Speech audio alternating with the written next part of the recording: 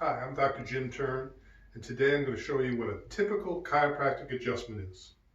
Now, before this patient is lying on the table here, I will have done a complete orthopedic, neurological, chiropractic examination and any necessary x-rays to tell me where the problems in her spine, the subluxations in the spine are, so I know how and where to adjust them.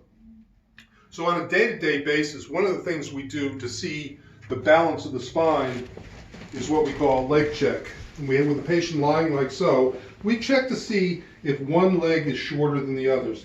And in this case, the right leg is short by maybe a ½ inch. And then we see if it clears up, and it does there. Okay, that just shows me that there is slight imbalance in the low back or pelvis.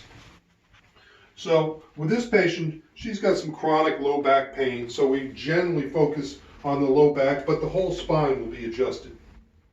So I'm going to have you turn and face towards me, Donna.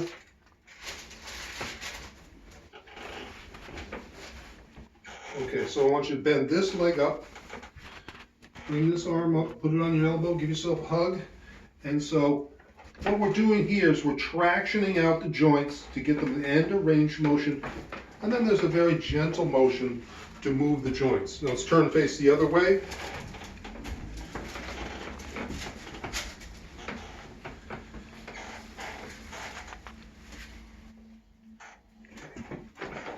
Same thing.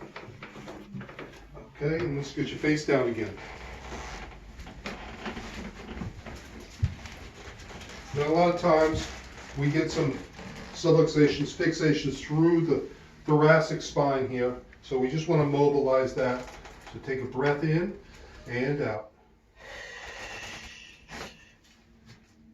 And we work our way up through the thoracic spine. And lastly, we want to work on the neck. Let me get you over on your back.